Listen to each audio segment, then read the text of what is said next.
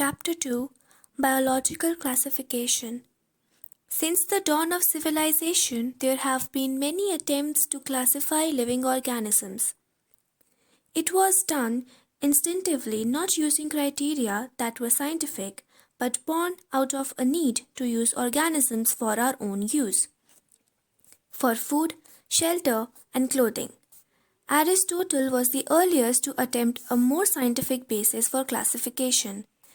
He used simple morphological characters to classify plants into trees, shrubs, and herbs. He also divided animals into two groups, those which had red blood and those that did not. In Linnaeus' time, a two-kingdom system of classification with Plantae and Animalia kingdoms was developed that included all plants and animals respectively. This system was used till very recently. This system did not distinguish between the eukaryotes and prokaryotes, unicellular and multicellular organisms, and photosynthetic green algae and non-photosynthetic fungi organisms. Classification of organisms into plants and animals was easily done and was easy to understand. But a large number of organisms did not fall into either category. Hence, the two-kingdom classification used for a long time was found inadequate. A need was also felt for including, besides gross morphology, other characteristics like cell structure, nature of wall, mode of nutrition, habitat, methods of reproduction, evolutionary relationships, etc. Classification systems for the living organisms have hence undergone several changes over time. Though plant and animal kingdoms have been a constant under all different systems, the understanding of what groups, organisms be included under these kingdoms have been changing.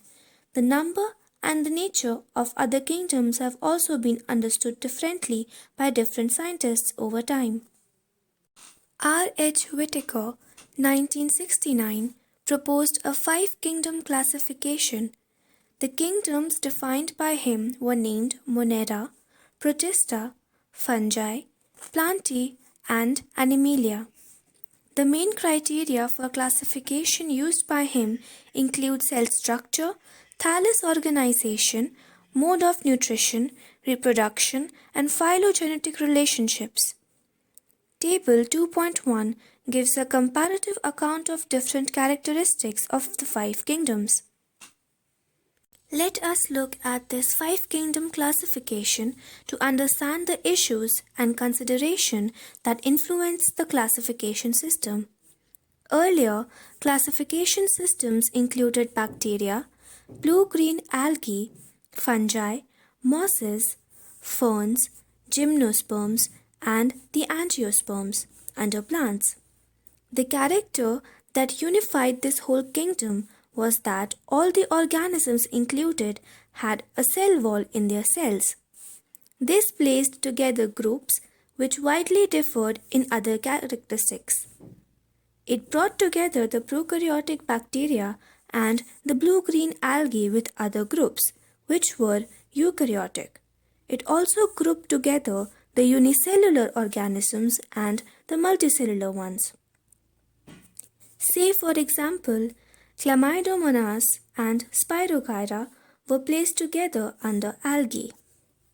The classification did not differentiate between the heterotrophic group fungi and the autotrophic green plants, though they also showed a characteristic difference in their walls composition. The fungi had chitin in their walls while the green plants had a cellulosic cell wall. When such characteristics were considered, the fungi were placed in a separate kingdom, Kingdom Fungi. All prokaryotic organisms were grouped together under Kingdom Monera, and the unicellular eukaryotic organisms were placed in Kingdom Protista.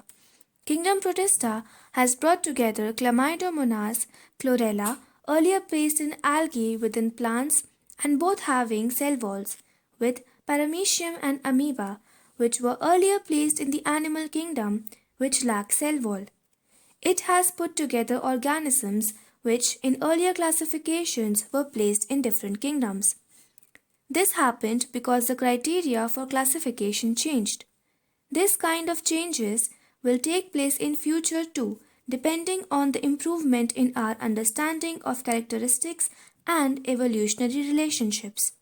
Over time, an attempt has been made to evolve a classification system which reflects not only the morphological, physiological, and reproductive similarities but also phylogenetic, that is based on evolutionary relationships.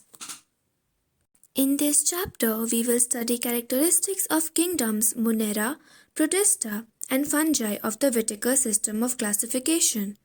The kingdoms Plantae and Animalia, commonly referred to as plant and animal kingdoms respectively, will be dealt with separately in chapter 3 and 4.